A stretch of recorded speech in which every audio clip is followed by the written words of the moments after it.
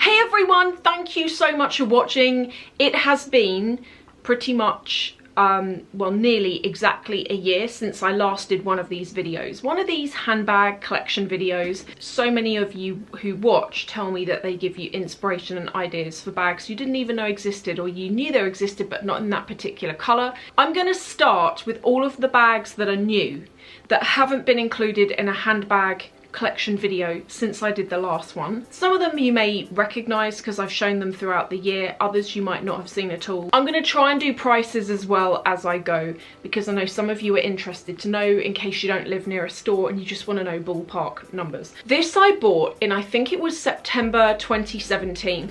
It's a Chanel boy. I had one boy previously that loads of you knew about. It was the purple iridescent Chanel boy. Some things I buy and I never intend on using them, and I buy them because they're investment, and with that bag it was such a unique colour. I knew it was going to do well as an investment piece, which it did. Then I wanted to replace that purple boy and I got this. This is iridescent. I feel like it's a champagne kind of colour. Like that. I don't know the exact name of it. This was part of the autumn winter 17 collection that was space themed. You could get it in this colour and also in the silver. I was pretty torn between the two actually, but I felt that this had a certain something extra. I'm gonna move on to my first and only to date purchase from Vestiaire Collective. I bought this pre-loved with all of the receipts, with the box. I would really recommend for any of you who buy on Vestiaire Collective, you would be amazed how many things on there are actually not the real thing. Gotta be quite vigilant. So for example, one of the bags that I really want to buy but I can't bring myself to pay full price for it is the Dior bag. You know, the one that's got like the hand bit that goes across there and it's got Dior. I really want to get that, but I'm holding out to buy it pre-loved, because to buy it I think is like 2,300 and I've seen them pre-loved going for upwards of 1,400 and they're pretty much new. I was looking at one on there and if you didn't know, you would think it was the real thing. I thought it was the real thing. The only giveaway was that the person was saying they bought it from Net-a-Porter, which is not true. You can't buy Dior on Net-a-Porter. But also they were saying that, oh, I've only had it a week, but I've lost all the receipts. It was like something didn't add up, and eventually Vestiaire Collective removed it, so there was obviously more going on there than meets the eye. But you do have to be careful. Great bag, just use it so much. The only kind of annoying thing is when you, it's not going to do it now, when you pick it up by the handle, sometimes the handle does that. Can you see? Actually does it quite a lot. Shall I give you a size comparison? Does that help? The next bag, and I've been using it today, in fact, using it all week, is this. Never have I owned a Valentino bag before. I'd always kind of looked at these, but I never bought one because each to their own, right? Everyone, you know, sometimes I've bought things like, I'm going to come on to bags in a minute that I know are dead losses when it comes to resale, but you buy them because you like them. And I don't want to offend anyone who's got this bag. I liked it, but I didn't like it enough to pay the money. It's a bit like the Dior bag. Love that bag, but I'm not confident that if I ever wanted to sell it, I'd be able to get my money back out of it again. Same thing with this. However, I bought this 2 weeks ago on Louisa Diorama. They had a coupon code that had 40% off. That for me meant that it was absolutely worth it. It was £1,800 and I got it for a bit over £1,000. When I was looking these up on Vestiaire Collective and how much they were going for, it was more than what I paid at the discounted price, but it was a lot less than the retail. The next bag, do you know what? I found this when I was getting out all of my bags to do this. Kind of forgot that I had it and I was like, oh, I really want to use it again. This is from Mulberry. It's the first and only Mulberry that I've ever owned. Similar thing here with the Valentino and with the Dior. I've always liked the Bayswater, but I didn't like it enough to ever spend the money on them because they're kind of quite expensive for what they are. And having owned one, I think the quality is average for the money. For example, I'm gonna try and show you. Can you see things such as that black rubber that sort of goes around the edge is quite messy? Can you see along here? It's not straight, it's not painted on nice and straight. It's kind of quite wobbly. It's like wider there, then it gets a bit narrower. You see that? it looks like a fingerprint. So I like them, but not enough to pay full price. I got this because it was on sale, and I got it from House of Fraser a couple of weeks ago. I did a review on the Senrev work bag. Just to give you a quick example, the quality of that bag, far superior than this. That bag I've been using every day for work for like 2 weeks now. It is immaculate, it's impeccable. The feel of the material on the inside, the fact that the inside's actually been thought about, in this it kind of hasn't. And I do have one of these base shapers in there, but the interior is quite basic. So I think it's a cute bag, glad I have it, do want to use it some more. Would I have paid full price? No way. And this has been my favourite bag pretty much since I bought it at the end of 2017. This is the Lady Dior, but it's called Lady Dior Supple. I'm gonna compare it to the classic Lady Dior. So this is the classic, this is the supple version. The difference is, on the classic, it's really rigid, it like really holds its shape. So I'm really squeezing it there, it's not moving anywhere. Also on the top, the zip compartment looks like this. When I first got this bag, I knew that some people hated that, and it is quite annoying because the space inside the bag is quite big, and I was finding that my hand cream was almost like slightly damaging the leather. It's livable, completely livable, it's really not that bad, and I was living with it and being fine with it until I got this. This is a bit different. This has got a flap opening over the top. It's really squishy. It completely gives and is quite different to the other one. This is like the ultimate classic handbag. This is the Chanel Jumbo, and I've got it in caviar with silver hardware. I look after my bags so much. First of all, because they take a long time when you're working for them, and sometimes do get buyer's remorse. Not as in I've bought it and I feel like I shouldn't, because I always really consider things before I buy it. But for example, with this, I knew I wanted it. Went and did it, bit the bullet on it eventually, and it was £4,500, and honestly I felt sick about it because it's an insane amount of money to spend on a bag, but I'd wanted it for so long. It had gone up in value so much since when I first wanted it, which made me feel like I should have just bought it when I initially wanted it, but I didn't have the money back then. So it's like, it's all very well looking back in the past, isn't it? Deciding what you should have done, but you did what was right at the time. If I sold every single bag that I have, this would be the one that I kept. I have so many of you asking me about HERMES and would I buy one of their bags, or what do I think of them? And I don't want to offend anyone. Everyone's got their own opinions on this, but I just don't like their stuff.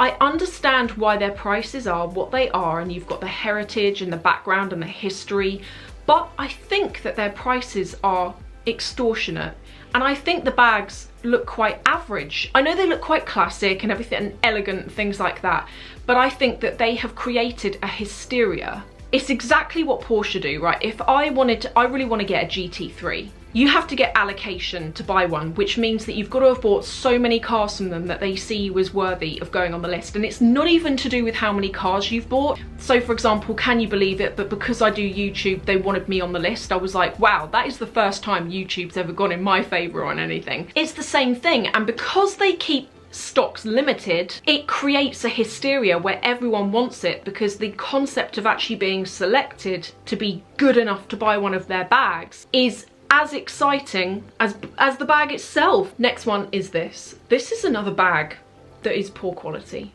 I will put my hand up and say this is poor quality. I'm not sure what they're like now, so don't quote me on that. This is from 2014. It's the size large. I wouldn't ever sell it purely because this bag is now functional to me. I feel like it's gone through its wear and tear, and now I just use it and I don't worry about it. Half the problem with this is the material it's in. So with the gold Chanel bag that I showed you earlier, the boy, that is made out of caviar.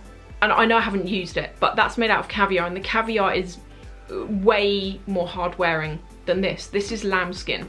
Problems with it are things like, can you see around here? The gold is wearing off kind of quite badly. I'm hoping that is showing.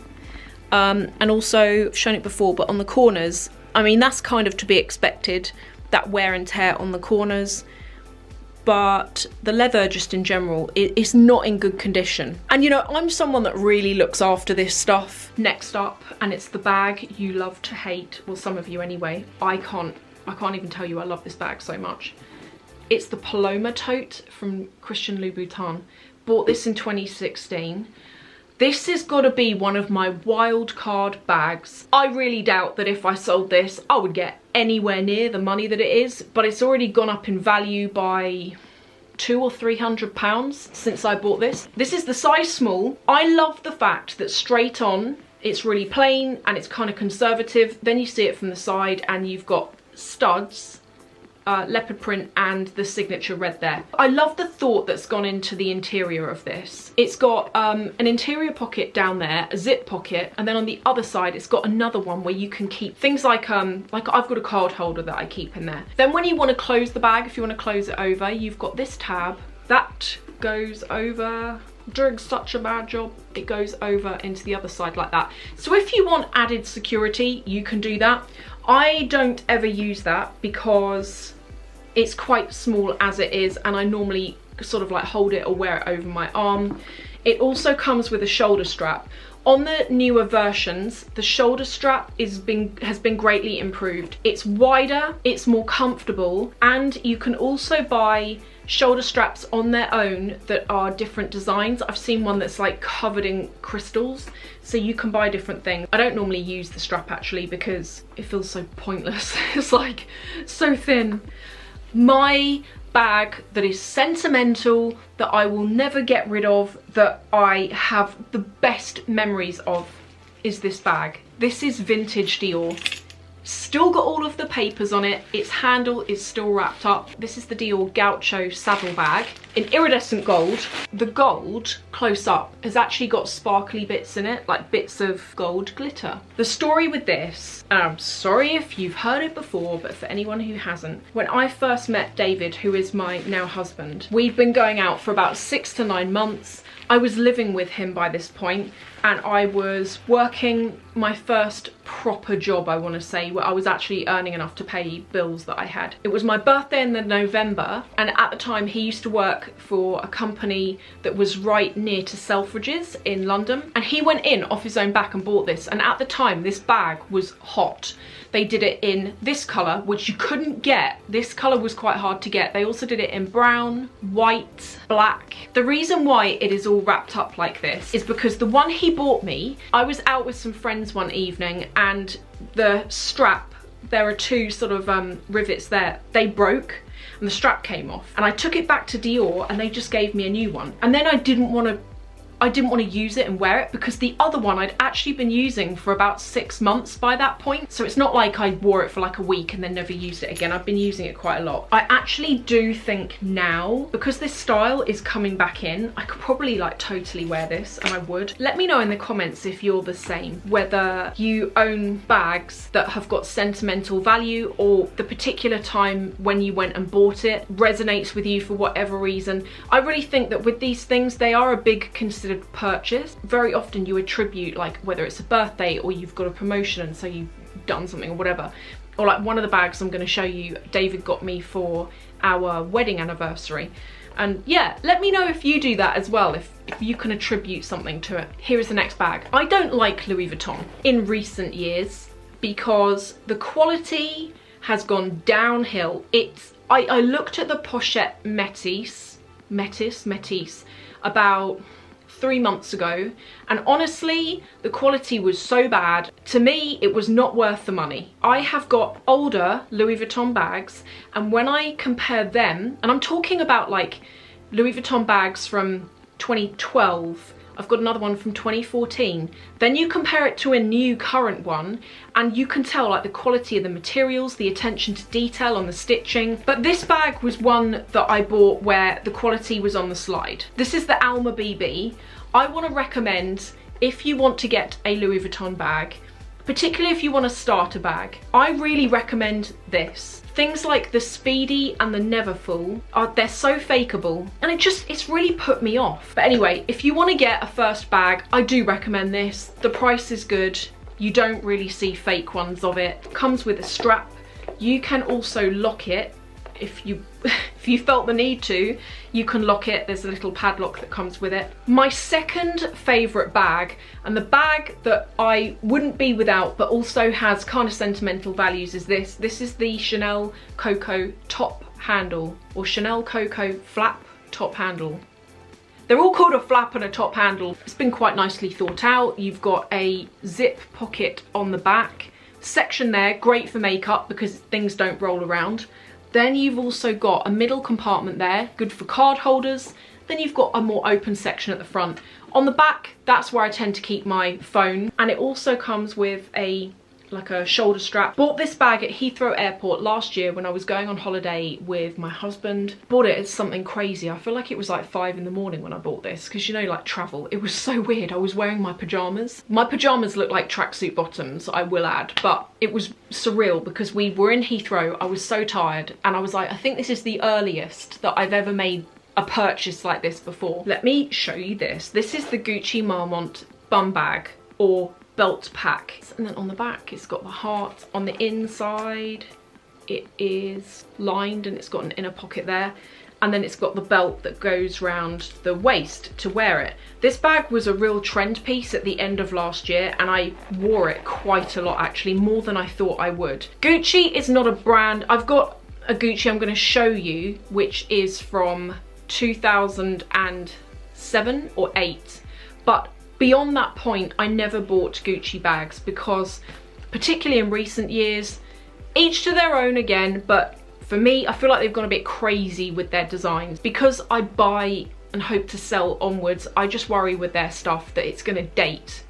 I'm talking about in 2 to 5 years. With some of this stuff, you have to think that far ahead. But anyway, I was fortunate because I got given this. I couldn't believe it when I did. I got given this by Louisa via Roma, who at the end of last year, I did a video for them and they were like, can we give you this as like gift? And I was like, that's really nice of you, thank you. I actually do recommend this because the price of it isn't too much. So if you are like me, where you're kind of thinking, well, I wouldn't mind getting on the bandwagon a tiny bit, but I don't want to go and spend thousands, and this is quite a nice way of doing it. Most used bag in the world for going out in the evening, it's this Diorama Clutch bag. Brilliant bag. It has got a built-in card section, zip section at the front there, and then an open section here. Only times like this that you realise how much you've actually got. I'm going to do a couple of Aspinal bags, then I've got some more Chanel, I've got some Gucci, and I've got some Louis Vuitton. I use Aspinal bags quite a lot when I want to be casual, or I want to wear a bag that's a trend piece, but I don't want to go and spend money on the designer version because I'm not convinced that it's going to be around that long. I actually think their quality is better than Mulberry. On the inside it's got a zip pocket with like quilting on it, and then there it's got an elasticated bit where you can keep things in. I wore this a lot in the early spring, and it also comes with quite a large shoulder strap. Another of my favourites. The reason for these, by the way, is I've done a whole video before on how I store these bags, because I have had things happen in the past where I've got bags out of storage. One in particular was a Chanel bag years ago now, and it had gone like beyond mould. It was like rotten on the back of it. I kept it in an area where the adjoining wall connected to the shower, and I didn't realise, but there was a leak in the shower, and the bag, even though it was in its dust bag, was right against the wall. And when I took the bag out one day, it was fine on the front, but the back of it was completely just eaten up, and Chanel were unable to do anything with it. So I now keep my bags quite well. This is a Chanel Satchel bag. It's in my favourite colour, which is like a mauve, I guess you'd say, lilac-y mauve. On the inside it's got the double C's here, and then it's just got one open section. We are getting there slowly. I've got this bag. This is by Mansur Gavriel. If you like designer, good quality, but minimal design, no logos, then you need to check out this brand. It's like the lightest bag ever, but it feels kind of like, I don't know what that feels like. It's not plastic, it just feels weird. I like it for practicality, but also when I want something really simple to go with an outfit, this is really nice. And also, you do have this ribbon here, which you can totally adjust. You can tie it like that and bow it up. I think this is the first designer bag that I bought. I wanted it so badly and it was really hard to get. This is from Gucci. This I feel like this is 2007, 2008. It was from the Valentine's collection. It was limited edition. It was on their website in the November, but yeah, and you had to put a deposit down, but it wasn't going to be available until the February of the next year. This was £400, which at the time was an enormous amount of money for me. And I remember each month, like leading up to it, putting like £100 aside for when this bag eventually arrived. But also the quality is really good. On the front, this is all like leather or whatever. Some of these are more crinkled because it's where the bag naturally gives, but that one, that's pretty much brand new. And that one down there. I love this. I need to use this a lot more. This bag from Stella McCartney looks a lot better when you're using it and wearing it and it's got things in than it does when you don't have anything in it. It is the Falabella bag, larger size I think, and I've got it in this sort of iridescent gunmetal. Doesn't feel like suede, but that's the closest thing that I put this to. It feels like a microfiber suede type thing. This is another Aspinal bag.